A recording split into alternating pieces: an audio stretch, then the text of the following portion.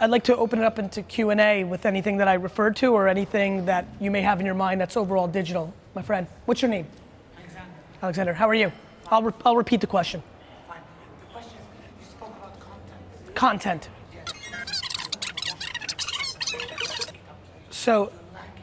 So I just want to make sure, are you telling me that, because everybody has something to sell, right? Even if it's thin air, you're saying that the product, the hotel rooms or the location itself has, because of the capital expenses, isn't up to snuff?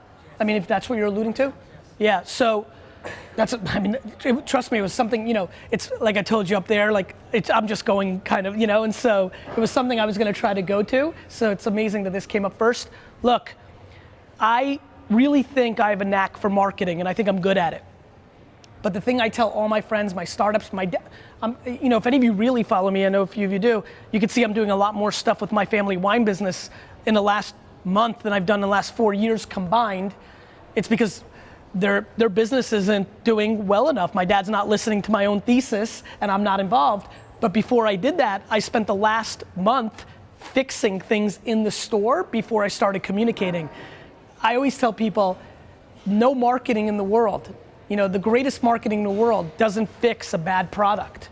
Like if I was to market a hotel group or individual space that was maybe not up to snuff, all that I would do is speed up the process of the decline of the business. I think I'm very empathetic to that.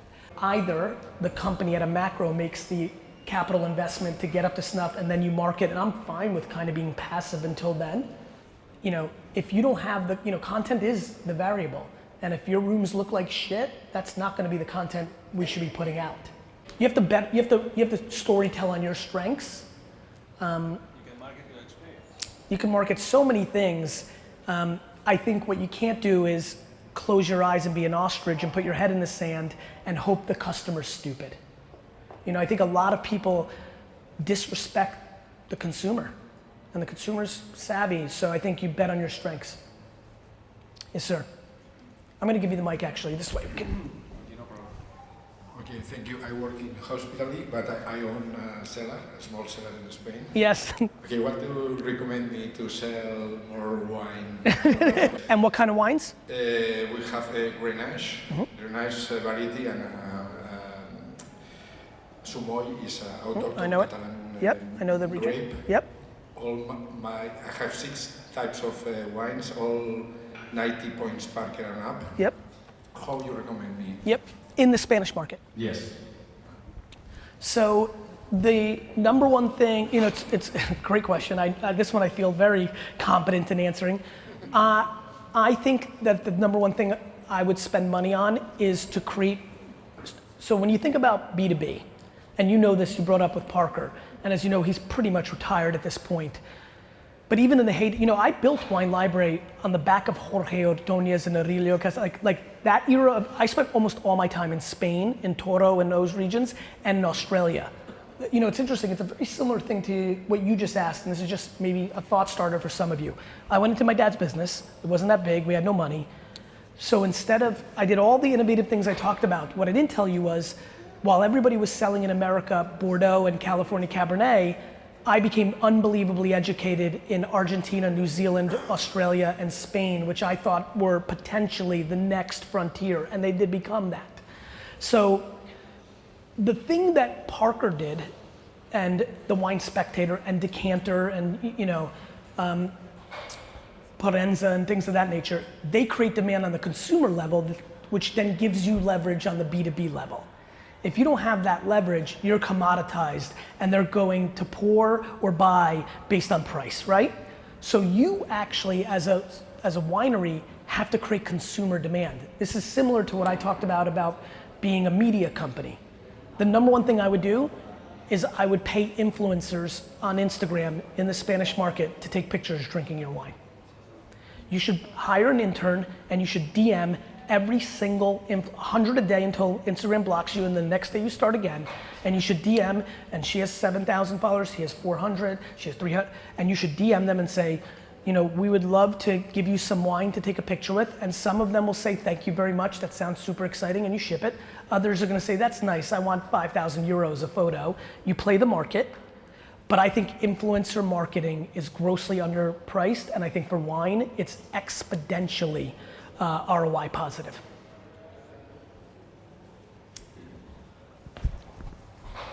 How are you? I'm doing fantastic. How are you? Good. I'm Garrett, and I guess the answer will go in a similar direction. We are in China, and social media is readily not available in China. VPNs are going to be shut down by February next year, and it will be more and more difficult for us to have access to international social media. Thank you. What's your suggestion for us to bypass that and to be audible in the international market other than WeChat, which is the one app that works in China? Yeah, so, I was born in a communist country. And so I think there's a lot of naivete around, and listen, by the way, I'm not so sold China doesn't have it figured out, because they run their country the way good companies are run, right? There's, sometimes you're a dictator, sometimes you're not. I mean, China, especially now that WeChat has come out and said they share all their information with, the amount of people that have dropped WeChat outside the Chinese market in the last 72 hours is fascinating to watch. You have to play within the Chinese rules. That's practical. To me, I wouldn't even think about any app that isn't native to mainland China. Would you suggest to find an agency overseas that does our content marketing and pushes content out for us? Because I don't even have access to them anymore. Access to who? To social media. Do you want the content produced outside of the Chinese market? For the international traveler to come in. Yes, 100%. Right? You can't do it internally. So if it's for international in, you're gonna have to do that. I think the more interesting thing is how are you gonna prove it and keep an eye on it if you're always there, right? You're gonna have to probably have an employee, navigate and GM that entire structure. But yeah, of course. One thing that is stunning, one of the reasons it's so much easier for me to speak in the US than outside the market is I spend a lot of time, the amount of time I spend on the way here of crossing my T's and dotting my I's about Facebook usage. Notice how little I talked about Twitter here today. I really pay attention to the nativeness of the market. If I come here and spend, I could be in the US and spend 30 minutes of that talk on Snapchat and the ROI, but that would be almost irrelevant for people playing outside of 3 markets, right? When I'm in China, I have to use the word KOLs instead of influencers. These things matter. And so if you're already, even if you had full access, US companies, I tell them all the time, I'm like, you need to use, and they want to use me, and I'm like, look, if I open we opened a London office because I wanted to be native to, Western, but the nuances and the nativeness of the creative is imperative. So a Swedish-based, marketing agency, or at least people that understand that market in the region, are always gonna have disproportionate. It's not that you have to be there, but you have to be there, right? Those nuances matter. Now, if you have those people in mainland China, that's fine, but it's always context. We spend no time on context. It's unbelievable. It's all content. The way content works is context. The context is the nuance that drives the conversion. So, I know that cricket is popular in India. It's a hell of a lot better if you really understand cricket, right? If you're gonna make cricket content. Otherwise, it's vanilla. Thank you. You're welcome. Who's got a question? We can pass the mics. Cool. I'll give you this and I'll take that. I'll take this. How are you? Very well, thank you. Good. It was a great session. Thank you. My name is Fuat. I'm from Antalya, Turkey. The upcoming future and the time issue which you have mentioned, will it apply for everything? Because I have doubted about it because everything is now ongoing to big data, predictive, blah, blah, blah. But at the end of the day, customers sometimes likes the process of shopping, Of course. Enjoy it. So, of course. And the big companies, even though they say they don't, they will manipulate, and they do manipulate the groups of customers and their needs, their interest groups, etc. So we're doing leisure, summer holidays for families mainly. That's the major market for Okay. us, mainly Europe. So it's roughly 2.5 months in advance they start to study and try to figure out where to go and their criterias, etc. And the kids are becoming more Involved, and they have almost the same influence as the parents. I want you to stay here right now. As a matter of fact, that's incredible insight. I hear very little people talking about this, and this is, you know, it's funny. I don't know if some of you see this. I have goosebumps right now. This is probably the secret sauce of my company for the last 3 years. We determined 3 years ago in America and in Western Europe that the teenage girl was the decision maker in the family on what to buy, because modern day mothers were so infatuated with being friends with their daughters that they would take the daughter's opinion and she was the actual decision, the mom is the decision maker. It was, I mean, I'm really getting them right now. Literally, it's an incredibly interesting insight. It's why I thought social was more practical the last 4 or 5 years as it was growing, because it was unbelievable when we were really doing hardcore reverse engineering. It's unbelievable how much say the daughter, even more specifically, has on the decision of the car a family buys, the products a dad uses for grooming, just stuff that you would never, if you just weren't deep in it, you would ever see. I agree with you, keep going. Well, I assume that the customers are going to have, after a certain level, certain resistance, you know, because Sure. I don't want to be known Sure. that much. Of course. Where do you think Snapchat came from? Everything was open, Snapchat was closed. Now, of course, everything is pendulums. Everything, right? And as you know, dynamics of the consumer in Turkey are going to be different than in the US. Correct? So we all have to also study our markets. You know, my parents are devastated that my dad has devastated his phone numbers on the internet, because he came from Soviet Russia, where if somebody knew your information, you could go to Siberia for 11 years, right? So absolutely, and Turkey is a very intriguing dynamic, but you're also going to outside individuals to come in, right? So you know, absolutely, this is back to context. There are certain places that are already resistant to using any technology because they scrutinize it, and then there's countries that aren't.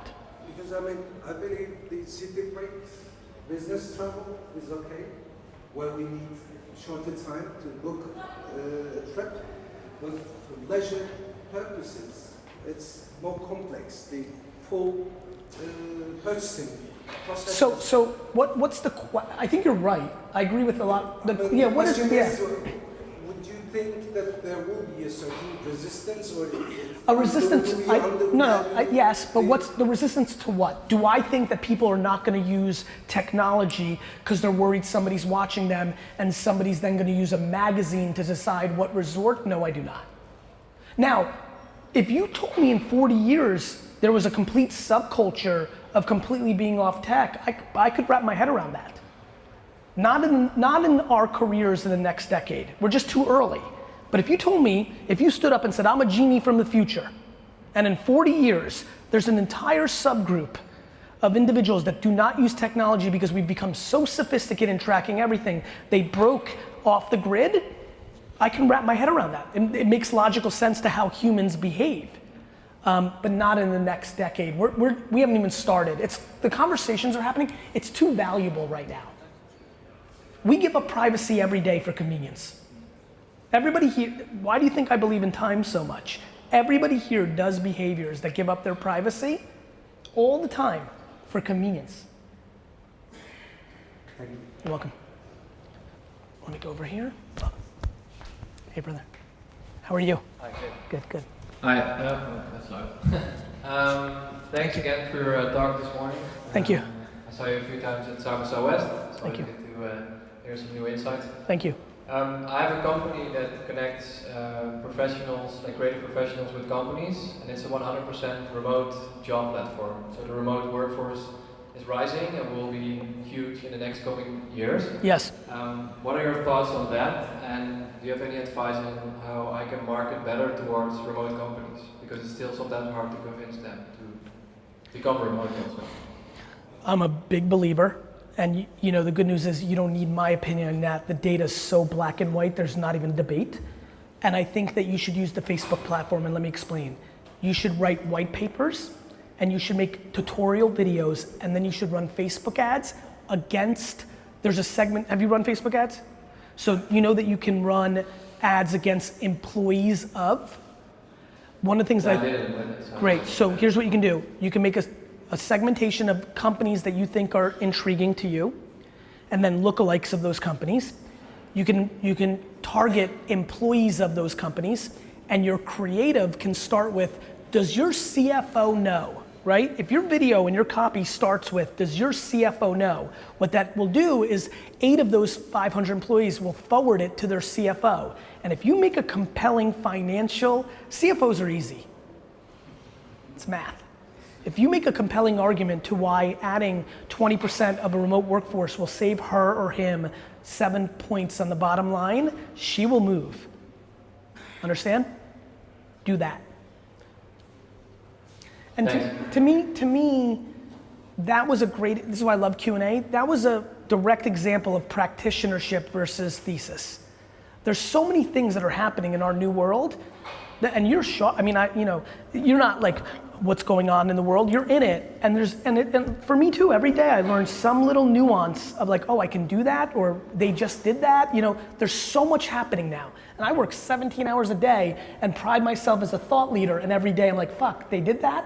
Because I'm in it so much. So I have empathy, like you're running your business, there's so much going on. Every single, the updates are coming out, the platforms are coming out, things are, that's why I call it day trading attention, because I used to call it, that same exact thing you saw 2 years ago said marketing in the year that we live in, right? Because it's like, hey, let's do it, it's not year anymore, it's day trading. And so that is an underpriced way to get, and again, you know your business better, maybe it's does your head of HR know, right? It's about creative. Does your entrepreneur friends know? Are you tired of your job? All day long, do you want to have it's funny, Uber's national campaign in the US is side hustle, which is like a thing I believe in so much. We have a 24-hour day now in a lot of ways. So there's a lot of opportunity, and you test, and you know what's crazy? You can run ads for like $400 to get meaningful enough data to see if it works. That's why I think you'll be able to make more creative. When people realize the media is so much more efficient than we actually think, you'll be able to save on the media up front to give you insights, which will allow you to save dollars on the media. The whole 80-20 rule, 80 working media, 20 creative, I think will formulate a change in the next decade when people realize how efficient some of the medias can be and give you insights. You're better off spending it on the creative to get to the actual thing that makes people do what you want them to do. Cool. And then when you're done, behind you. Every single hipster out there. I'm sorry, every what? Every single hipster out there. Hipster? In the US and Europe believes that he's an influencer. Yes. Is that right? 100% no. Okay. The thing. If you were a hotel owner, you had to spend, let's say, 100 euros. I'm sorry, my friend? If you were a hotel owner, yes. Okay, and you had to spend for, digital marketing or whatever, 100 euros, what would you do? If I had 100 euros? Yes. Like like $87? Digital, social, influence marketing, $100? Excuse me, $87? 100 euros? To do what? To get somebody to book a room? To grow your business through the tools that you were going to use. Like promoting your business, attract some new customers. To me, I would do Facebook. 100%. One more time, I want to make sure I understand. 100 euros, like $100? Yeah, Facebook. Facebook, $100. Yeah. It's the only place where there's such a network at that little money. No money. No, when I'm saying $100, you have to spend, let's say, hypothetically, okay, let's say $100,000. So you have to choose where to spend what, okay? I was trying to answer it practically. Not so. Understood. Let's go to 100, yep. But I think it's important, I think we all deal with it, right? At $100 or $100,000 or $1 million, there are different nuances because they're scale. No, now I understand. To me, so it's interesting. Let's take a step back. you heard me talk about regret with email and Google. I would spend as much money as possible on Facebook and Instagram today as I could swallow. 80? Outside of Asia, outside of mainland China, outside of a couple of countries in Asia, Indonesia, outside of Russia, outside of those markets, when you look at, so the biggest reason I'm expanding my agency globally is when I look at the prices on the Facebook arbitrage, the underpriced nature of the attention. In America, it is unbelievably good, and it's the most advanced market. So the reason I opened London is Western Europe's even a better deal than the US, and Brazil's and Mexico's even a better deal. And so, to me, I would spend, to build a hotel chain today, I would spend 60% of my money on Facebook and Instagram minimally before I even started looking at the details. 6-0. So as you guys can imagine, because I'm in the business world, there's nobody remotely allocating dollars the way I would if I owned the business. But it's also why the businesses that I'm excited about and I invest in, they are. It's just, it's almost like I'm living in two different worlds. What about the rest 40%? I would probably do 10% influencers on Instagram. And then the rest I would do on sales. So I would look at the bookings and the Googles and the transactional. But the 60 would be to build brand to run down the math of the 30. What about Google AdWords? I like Google AdWords. 20%? What's that? The mix between Google Display, Google I hate Google Display. Hate. and 0. and And what? search and SEO or SEM? So SEO, not a whole lot, honestly, because I think, look, I understand the pay dirt. Listen, if you have the first result, I get it, right? Like having the first result for certain things matters. Yeah, I mean, look, some percentage of that is fine by me, but honestly, I think that is a commodity and you can always go back to it. To me, I think about offense and defense. So when I think about SEO or SEM or email or that's defense. That's already happened. I understand everything about it. So the upside of nobody else being in that world, I'm just arbitraging. To me, it's just arbitrage. I would take me, and I'm not saying anybody else. I would take all the upside. I'd be the one who buys beachfront property on some new Caribbean island versus buying 7 rows deep in Malibu, right? Because that's just my mindset on business, especially when I think it's practical. So I think everybody wakes up, if this, in 2003, 4, 5, 6, my first talks in 2006 on business and internet marketing, SEM, SEO, things of that nature, I just would allocate as high as 60%. You have to understand why. I don't think anybody here has felt the effects of what the internet companies, direct to consumer, some of these places, Purple Mattress, nobody here has probably felt the effects of spending $74,000 making a video and $30,000 spending ads on Facebook and then had their business disproportionately change. And as soon as you taste that, you'll understand why I'm so passionate about this. And I'll tell you why. It's why television became so big. In 1971, if you made a commercial that was special, it changed your business. Because so many people were paying it, got it? Facebook is the only place that you can spend 100,000 and get 18 million in return. And that's why I would take those bets as high as 60%, because I can also spend on transactional there, because even if you hit not a home run, but less, you're still getting return. And I would round it out with not banner, but I would round it out with SEO. I would round it out with SEM for sure. I would round it out with partnerships and booking things that, you guys know your business a little bit better than me, they're tried and true. But I think a lot of people are spending, 80, 90% of their digital money on sales. And when they're doing creative, they're mailing it in. They have an Instagram account, they have a Facebook account. They think pictures on a banner ad is creative. They're not doing creative. So you would put it at the top of the funnel as an awareness positioning, right? The reason I like, to your point, and you're using the right term, I wish I used it, I appreciate you bringing that terminology. I think Facebook is top of the funnel and bottom of the funnel, and I've never seen anything like that. You could do both. And because I've come up with the model to create the creative at a low enough cost, I have so many at-bats. Think about, let's really break it down since we're together. If I can make 7 videos for the price that the market has accepted one costs, and I know that I can run less than $1,000 on media to get significant data on the insight if it's going to work as a top of the funnel campaign. And once it runs as a top of the funnel branding campaign and awareness, I can remarket everybody who all the way went through and they convert at a rate that I've never seen before on the transaction. That's why I get to 60%, because it's not just 60% branding, it might be 36% of that 60% branding and 24% of it is transactional sales at a higher conversion rate than I'm seeing from SEM. Got it? What brand or hotel in our industry would you admire? I don't know. One of the things that I always struggle with is talk about offense and defense. I know nothing about anything that anybody is doing. 0. I spend 100% of my time on the consumer and then the extra 10% of being 110% on trying to get my clients to do stuff with them. The reason I tend to win is I'm spending time just on what consumers are doing, almost all of it. Everybody loves to talk about being consumer centric. It's such bullshit.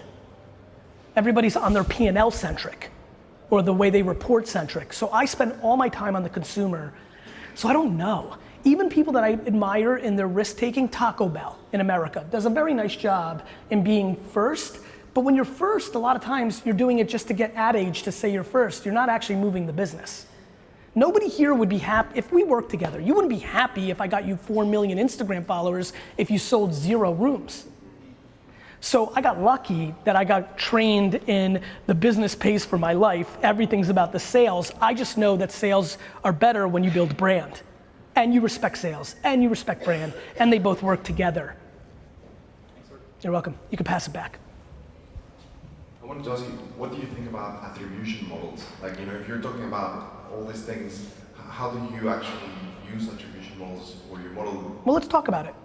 Google is 37% of people's search behavior. So I see a billboard, I hear your name, and then I go to my browser, which is Google, and type in your brand name and click your ad that you're paying for your own name. Who gets the attribution? Google. That's my story. In that case, for example, ads will have a lot of view to conversion, right? But you think ads, are terrible. I want to make sure we're talking the same, like ads as in like display ads. Displays in the view to conversion, you look at it from the Google perspective, it looks like, wow, great view to conversion. Have you guys ever not bought your own, how many people here are buying their brand on Google? Right. Have you ever turned it off and scaled and looked at it differently? No, we're too scared. I know. That's right. These are the things, that's right.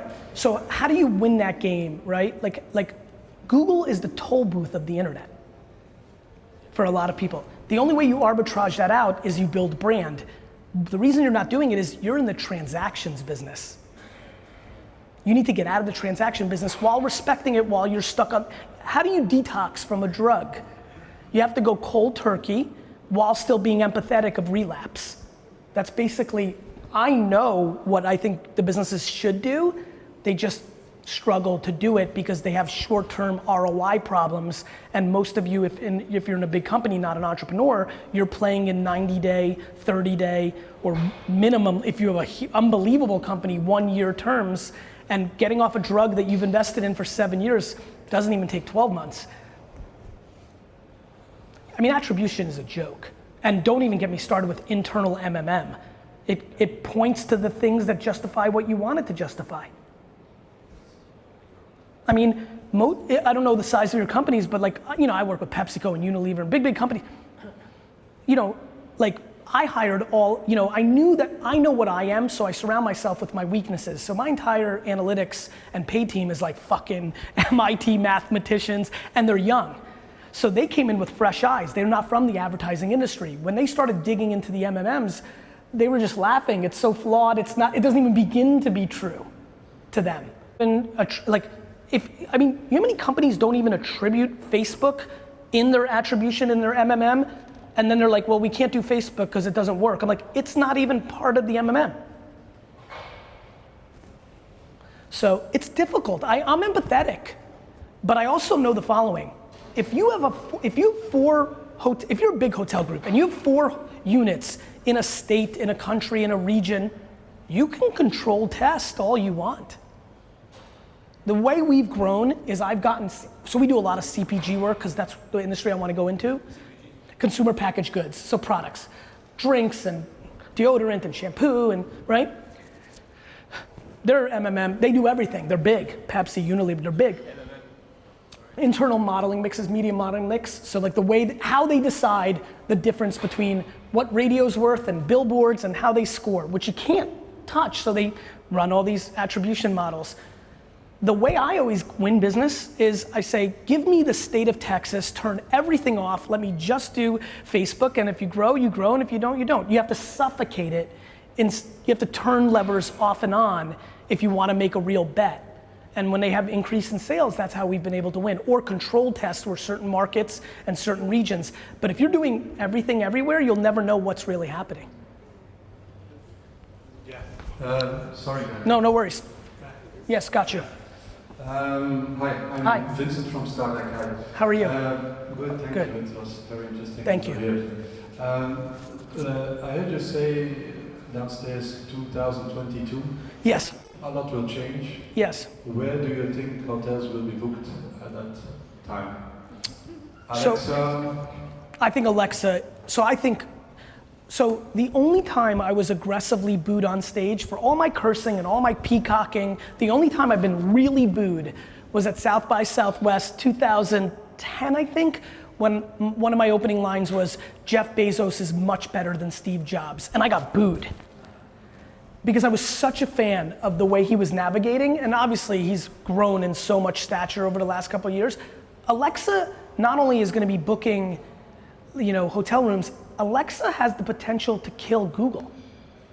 Guys, 1 in every 4 searches on Google is done by voice. 1 in every 4 searches on Google in a mobile device is done by voice. Notice how even the way I said it, I don't even believe in a desktop world anymore. Yeah, you're damn right. I mean, think about this, back to what you were talking about earlier, family. Let's play it out. Family's having dinner, right? Talking about where are we gonna go this summer, right? Blah, blah, blah. Alexa, what's the the friction is 0. Now, Google Home might win. Google's biggest concern in the world is Amazon. Because the next search engine is voice. And Alexa's ahead. So, do you think that Facebook will do something on? I think they better. Yeah. I think they better. And Zucks is smart. Look at his M&A strategy. So I met him early on when I invested, and he was supposed to be this internet whiz kid, right? And I met him, and I don't think I'm really smart from a classic sense, but emotional intelligence is what I was gifted. Intuition, I could feel everything. I sat with him for 2.5 hours. I'm like, fuck, this kid is all EQ. The reason I invested is I'm like, he understands it's funny the way and the movie painted him like, he's all EQ. I mean, to his credit, he's IQ too. He's amazing, but I never feel challenged by anybody emotional intelligence, and he was right there, and I was like, fuck, this kid's gonna win. And look what he went on to do. He trades attention. He moved Facebook heavy into mobile when he got worried, right? That was the only thing they did. They bought Instagram for $1 billion. I went on CNN that day and said he stole it. Everybody was making fun of him. If you remember, $1 billion, 500 days in. Now right? This was a long time ago. He offered $3.3 billion to Snapchat 3 years ago. He bought VR 2.5 years ago. My bet is if there's any entrepreneur, actually I think an amazing thing for entrepreneurs to build is a very strong voice device algorithm, because the speaker is a commodity. It's gonna be, every home's gonna be built with this, right? It's the algorithm of capturing your voice. When is it your voice, when is it there's a lot of science behind this from the speaker technology. I think Facebook will definitely make a play. I don't think anybody who's a major internet company can live without having a major voice strategy, and yeah, I do. Back to your story, I think we're gonna be at dinner, we're gonna say a couple things. Not only are we gonna debate it, we're gonna eat. Think about how fun this is. We're eating. Should we go to Ibiza? Alexa, Google, Apple, Samsung, tell us about Ibiza, blah, blah, blah, blah. You know, like tell, and then somebody, whether it's booking or traveler, or maybe, this is why I really want you to pay attention, or maybe your company has the Where in the World is Carmen Sandiego app that really understands regions, and you're the one they downloaded as the app to give them travel information. You can own that. Guinness owned world records.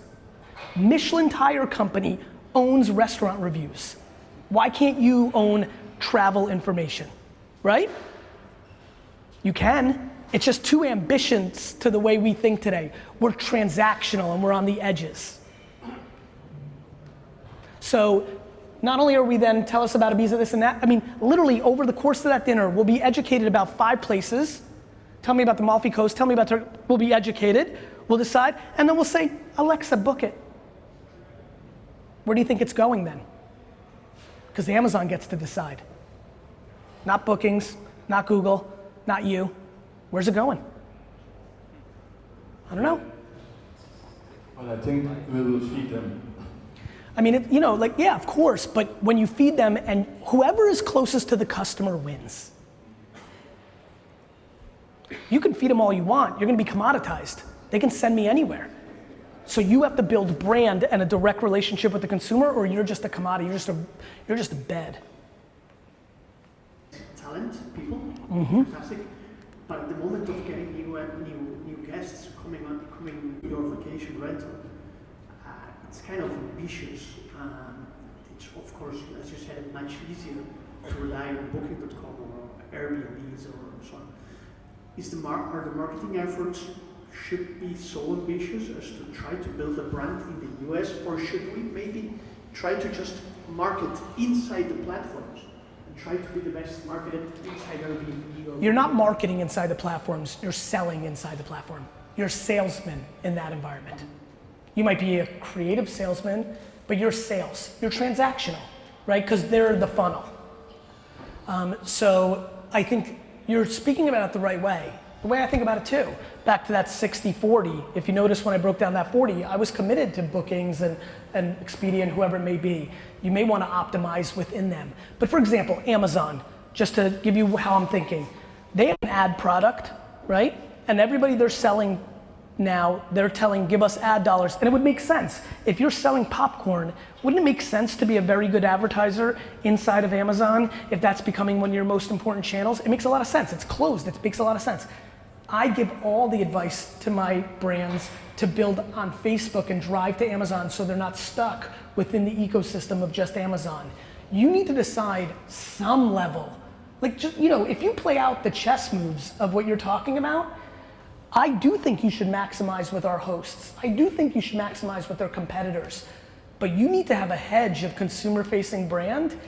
Your rentals, if you should build, I don't know if you have a consumer-facing brand for all that, and as you know, some don't, but if you do, and it sounds like you do, you need to build some awareness towards that. You have to always spend 20, 30% risk on that, because it's the only thing you have.